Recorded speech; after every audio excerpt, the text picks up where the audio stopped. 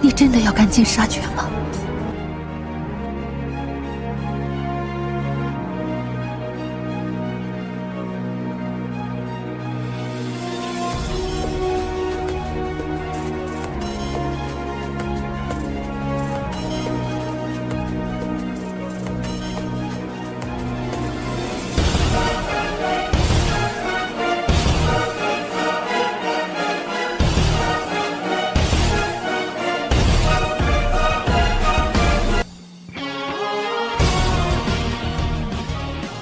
Mimin akan kembali mendongeng alur cerita film yang berjudul Battle Through the Heavens. Dan mohon maaf apabila tidak sesuai dengan videonya ya, karena alur yang Mimin sampaikan ini belum dirilis filmnya. Dan Mimin ingatkan kembali, konten ini full spoiler, yang tidak suka boleh di skip ya. Yang suka semoga terhibur. Tanpa basa-basi kita mulai.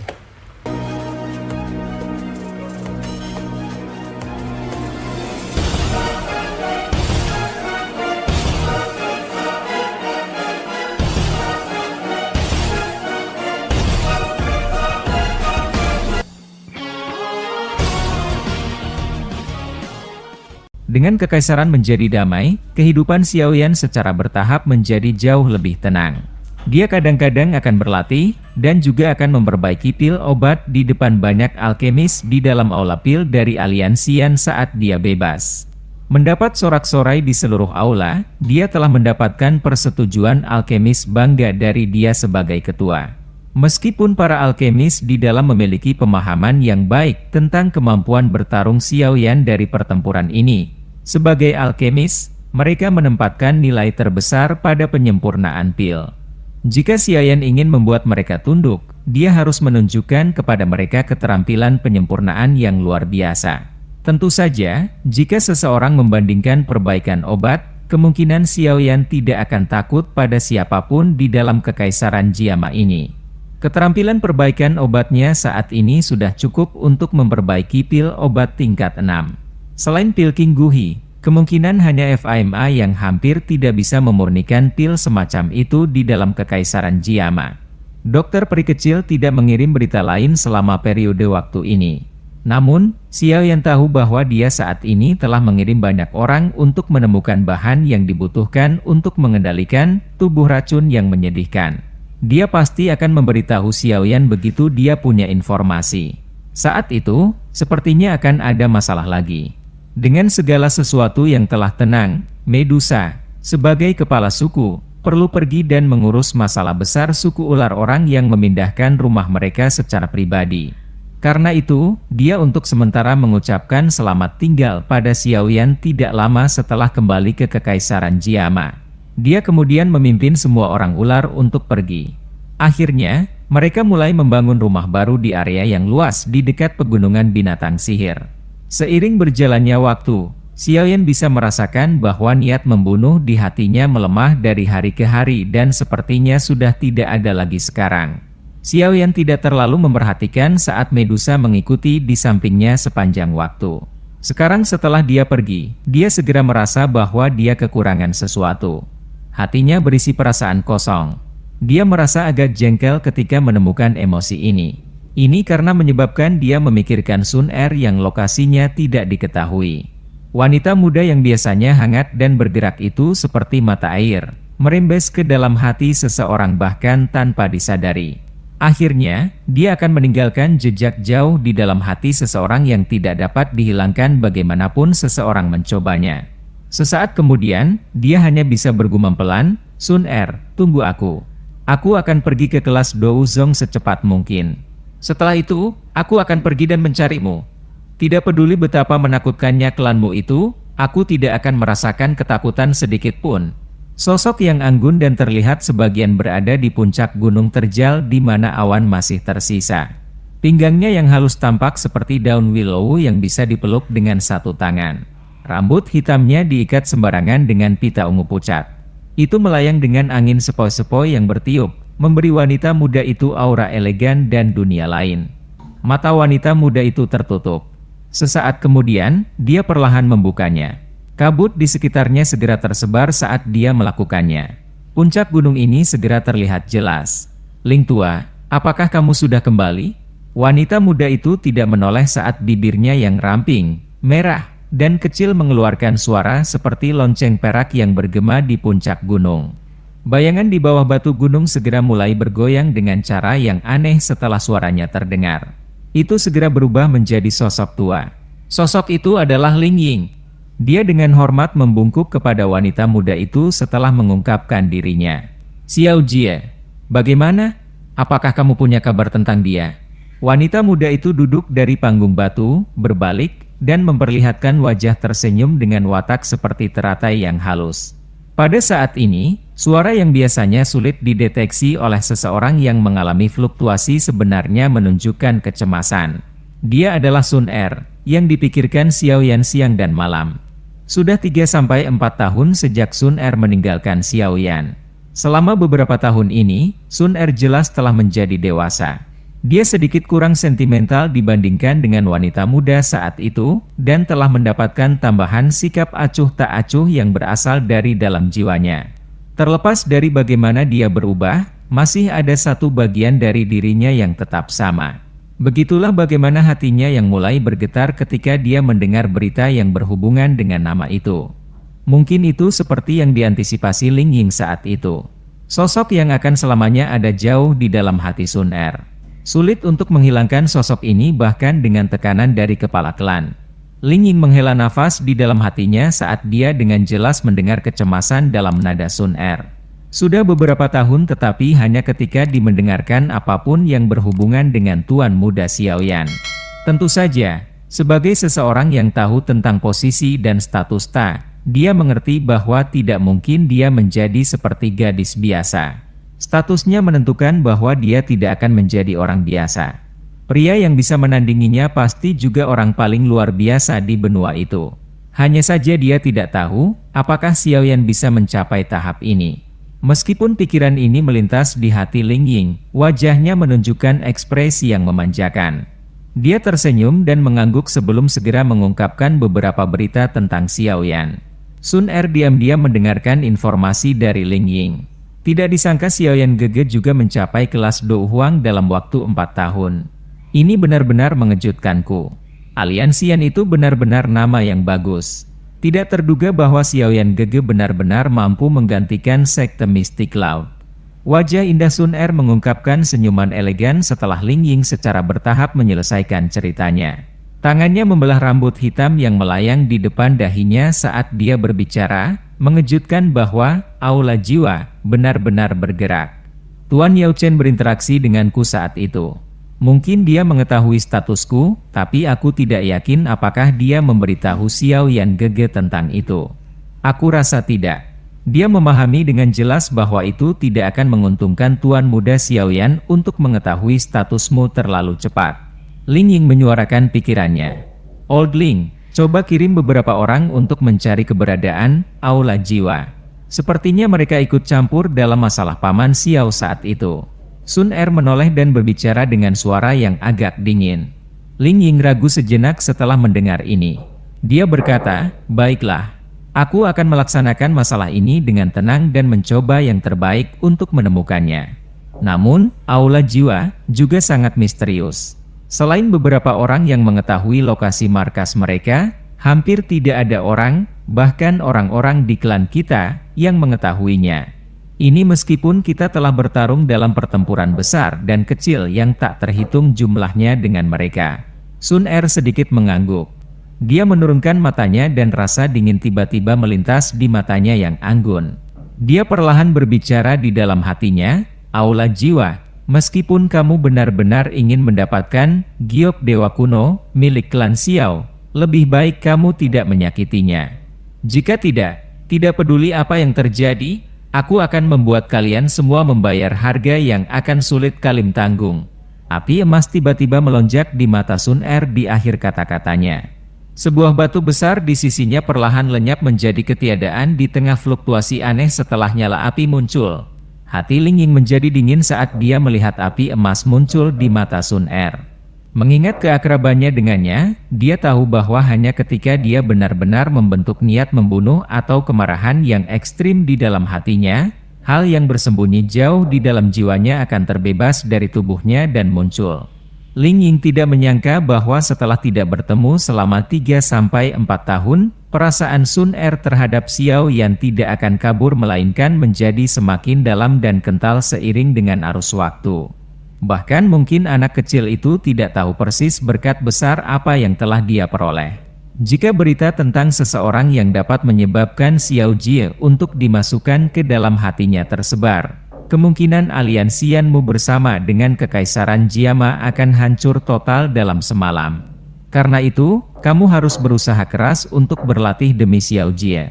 Saat ini kamu mungkin sudah mencapai kelas Dou Huang, tapi ini masih belum cukup. Ling Ying menghela nafas panjang di dalam hatinya sambil diam-diam bergumam. Ling Ying tampaknya tiba-tiba teringat sesuatu. Ekspresinya berubah sedikit saat tatapannya menatap Sun Er. Dia dengan hati-hati berkata, "Menurut apa yang aku tahu, klan akhirnya memutuskan untuk mengirim seseorang untuk bergegas ke Kekaisaran Jiama untuk mencari kunci itu di tangan klan Xiao. Ini terjadi setelah beberapa diskusi karena Xiao Jie tidak mendapatkan kunci dari klan Xiao." Aura menakutkan tiba-tiba meletus di depan Ling Ying setelah kata-katanya baru saja terdengar. Tubuhnya diguncang hingga ia dengan sigap ditarik kembali. Wajahnya tanpa sadar terkejut saat dia mengangkatnya. Pada saat ini, kaki Sun Er berada 3 kaki dari tanah.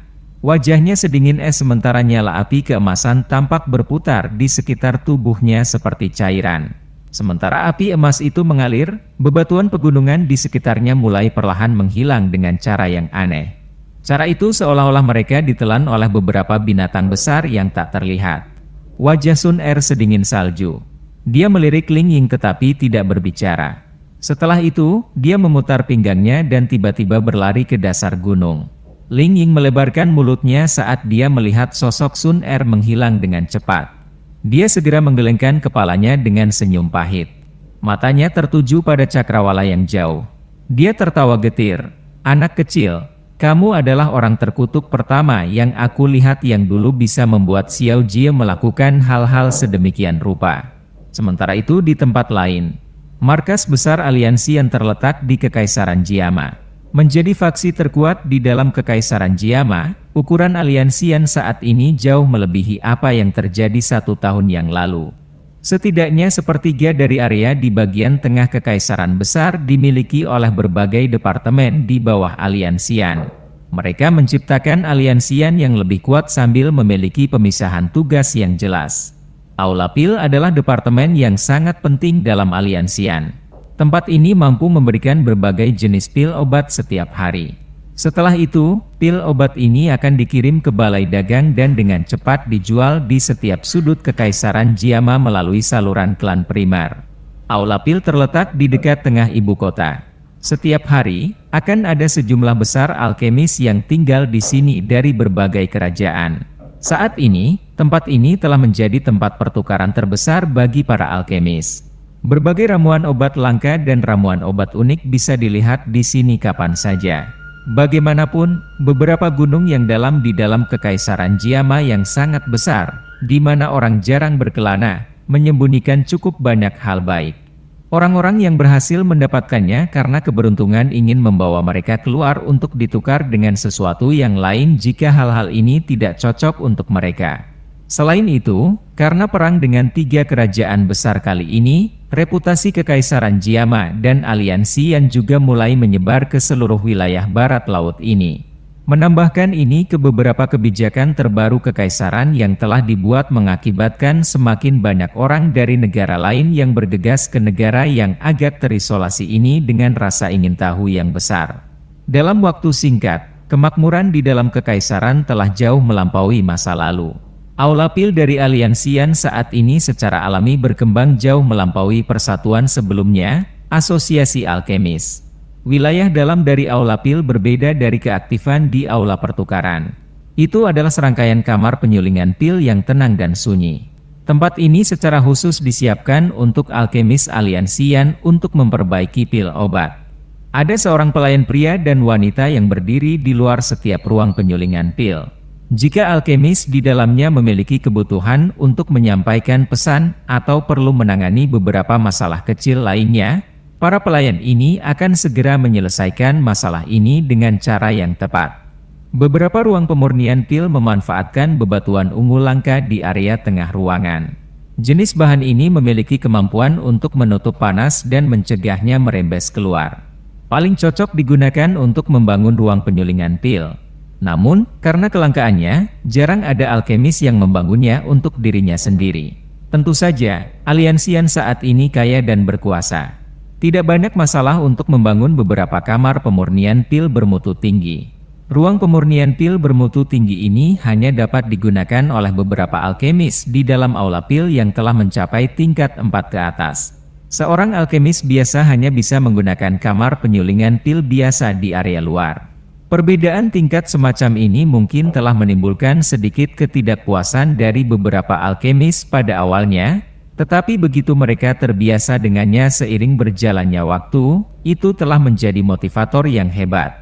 Alkemis akan berusaha lebih keras untuk mempraktikkan keterampilan penyulingan obat mereka, berharap saat mereka dapat memasuki ruang penyulingan pil bermutu tinggi untuk menikmati manfaatnya. Ruang pemurnian pil dengan warna ungu tua yang luar biasa terletak di tengah area pemurnian pil bermutu tinggi ini. Hanya Xiaoyan, FAMA, dan beberapa alkemis tingkat tinggi yang telah mencapai tingkat 5 yang memiliki kualifikasi untuk memasuki tempat ini. Biasanya, tempat ini akan dianggap sebagai tempat terlarang di aula pil. Orang biasa atau alkemis dilarang mendekatinya. Aroma obat yang kaya bertahan di dalam ruang pemurnian pil yang sangat dijaga ketat ini. Mereka berubah menjadi kabut warna berbeda yang tersebar ke segala arah. Ada platform batu di tengah dengan beberapa kuali besar obat diletakkan di atasnya. Nyala api yang ganas membara di dalam kuali obat dan suhu panas berulang kali tersebar, mengubah ruang pemurnian pil ini menjadi sesuatu seperti tungku. Beberapa sosok manusia berdiri di sekitar platform batu. Tatapan mereka agak serius saat mereka mengamati bagian dalam kuali obat. Dengan pergantian segel di tangan mereka, api di dalam kuali obat dengan patuh bergerak. Mereka mengaduk dan mengungkapkan berbagai bahan yang sedang dimurnikan. Metode kepala suku untuk membagi pekerjaan pemurnian ini benar-benar memiliki efek yang cukup besar. Awalnya, alkemis tingkat 5 ini akan mengalami kesulitan untuk berhasil menyempurnakan pil pemakan kehidupan ini. Namun, sekarang kami telah bergandengan tangan untuk menyempurnakannya, tingkat keberhasilannya telah meningkat cukup tinggi. Ketika mereka memiliki pemahaman yang lebih baik satu sama lain, tingkat keberhasilan kemungkinan besar akan melonjak lagi. Pada saat itu, kecepatan perbaikan pil ini sepertinya akan meningkat secara signifikan. FAMA tersenyum dan mengamati beberapa bahan obat yang berputar di kuali obat. Dia mengangguk sedikit dan tertawa di samping Xiaoyan. Xiaoyan juga tersenyum sambil menatap tajam ke dalam kuali obat. Dengan kemampuan alkemis tingkat 5 ini, mereka seharusnya dapat memperbaiki satu pil setelah sekitar 5 hari jika semuanya berhasil. Tentu saja, ini adalah prasyarat untuk tidak termasuk kegagalan. Jika kondisi ini dimasukkan, kemungkinan mereka akan membutuhkan setengah bulan sebelum mereka dapat memperbaiki pil pemakan kehidupan.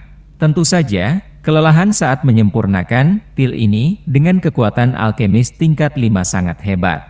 Secara alami sulit untuk berhasil menyempurnakannya sekaligus. Karena itu, ada total 6 alkemis tingkat 5 dibagi menjadi 2 kelompok bersiaga di dalam ruang penyulingan pil ini. Kedua kelompok tersebut bergantian menyempurnakan. Dengan cara ini, itu akan memungkinkan mereka untuk bertahan lebih lama. Namun, pertukaran tangan semacam ini tentu saja membutuhkan kerjasama yang besar di antara mereka semua. Bahan obat dalam jumlah yang tidak diketahui telah dihancurkan di tangan orang-orang ini untuk mencapai tingkat kerjasama ini. 2. Pil pemakan kehidupan saat ini telah disempurnakan dan mereka akan ditinggalkan sementara dengan Hai Bodong untuk diamankan. Perawatan prajurit yang tidak takut mati juga telah dimulai. Xiaoyan menoleh ke Hai Bodong yang tersenyum dengan tangan di belakangnya. Pemilihan prajurit kematian secara alami tidak menjadi masalah. Selama pil mampu mengimbangi tingkat seleksi, aliansian kita seharusnya memiliki 10 do uang elit tambahan dalam waktu setengah tahun. Hai Bodong membelai janggutnya dan tertawa. Kami akan melakukan yang terbaik untuk sedikit meningkatkan kecepatan penyulingan. Jika FAMA dan aku punya waktu luang, kami juga akan menyempurnakannya. Namun, aku tidak akan tinggal di Aliansian untuk waktu yang lama. Mungkin aku bisa melakukan perjalanan setelah jangka waktu tertentu. Pada saat itu, semuanya harus bergantung pada penatua FAMA. Xiaoyan menyuarakan pikirannya. Jika berita datang dari pihak dokter peri kecil, dia pasti akan bergegas. Pada saat itu, dia hanya bisa menyerahkan urusan kekaisaran Jiama kepada kakak laki-laki, Haitua, tetua FAMA, dan yang lainnya. Selain itu, dia tidak akan tetap berada di kekaisaran Jiama sepanjang waktu. Benua Douqi sangat besar dengan ahli yang tak terhitung jumlahnya. Dibandingkan dengan mendirikan faksi, Xiaoyan bahkan lebih tertarik untuk berkeliling benua untuk meningkatkan kekuatannya. Jika klan Xiao tidak membutuhkan kekuatan untuk melindunginya, dia tidak akan menghabiskan begitu banyak upaya untuk membangun aliansian ini. Selain itu, kekaisaran Jiama saat ini tidak dapat lagi membantu meningkatkan kekuatan Xiaoyan. Hanya di benua Douqi yang luas, dia bisa dengan cepat meningkatkan kekuatannya. Menyelamatkan Yao Lao dan ayahnya serta mencari Sun Er semuanya membutuhkan kekuatan yang cukup besar untuk mendukungnya agar dia berhasil. Karena itu, Xiaoyan saat ini memiliki keinginan yang tidak biasa akan kekuatan. Xiaoyan saat ini harus mengatur dengan benar beberapa operasi besar dalam aliansian secepat mungkin agar dia dapat pergi dengan tenang. Hati Xiaoyan menahan antisipasi aneh untuk benua Douqi di mana para ahli berkeliaran di mana-mana. Aku akan melakukan yang terbaik. Namun, sebenarnya ada satu orang di kekaisaran Jiama yang lebih cocok dariku dalam menangani masalah ini. Jika dia adalah orang yang harus memimpin penyempurnaan pil pemakam kehidupan, kemungkinan efektivitasnya setidaknya akan berlipat ganda. FAMA tersenyum dan segera berbicara. Siapa? Xiaoyan bertanya dengan agak ragu. Dia merasa kaget saat mendengar ini. Pil King Guhi. FAMA ragu-ragu sejenak sebelum menjawab. Xiaoyan mengerutkan alisnya saat mendengar nama ini. Dia segera mengangguk dan setuju, tidak ada keraguan tentang keterampilan penyempurnaan pil dari Guhi. Namun, mengingat hubungannya denganku, tampaknya agak mustahil untuk membuatnya membantuku bukan? Meskipun Guhi dan ketua memiliki beberapa konflik, tidak satupun dari kalian adalah orang yang berpikiran sempit. Karena itu, kalian berdua tidak bisa dianggap musuh. Meski Guhi agak angkuh, bukan tidak mungkin mengajaknya bergabung dengan Aula Pil. FAMA tertawa. Penatua FAMA punya solusi? Xiaoyan berbicara dengan sikap kaget. Dia memahami bahwa Pil King Guhi adalah orang yang memiliki bakat hebat dalam hal penyempurnaan pil. Namun, itu karena bakat hebatnya yang membuatnya sangat sulit untuk merekrutnya. Orang seperti itu tampaknya bukan tipe orang yang mau tunduk pada seseorang. Jika benar-benar ada kesempatan untuk membuat Guhi bergabung dengan Aula Pil, Xiaoyan akan bisa pergi dengan hati yang tenang. Apakah ketua tahu tentang organisasi yang disebut Menara Pil di benua Douqi yang sangat dipuji oleh banyak alkemis? FAMA bertanya sambil tertawa. Menara Pil? Xiaoyan mengerutkan alisnya saat mendengar nama itu. Untuk beberapa alasan yang tidak diketahui, dia merasa bahwa nama ini agak familiar tetapi dia tidak dapat mengingat detailnya. Menara Pil adalah organisasi bebas di benua yang dibentuk oleh alkemis. Faksi ini sudah ada sejak lama. Bahkan sistem tingkat alkemis dibuat oleh mereka. Meskipun organisasi ini agak longgar, reputasinya sangat menakutkan. Sepertinya hampir tidak ada faksi di seluruh benua Douqi yang mau menyinggung mereka.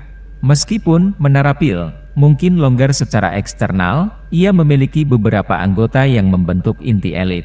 Orang-orang ini tidak diragukan lagi adalah alkemis terkenal di benua Douqi.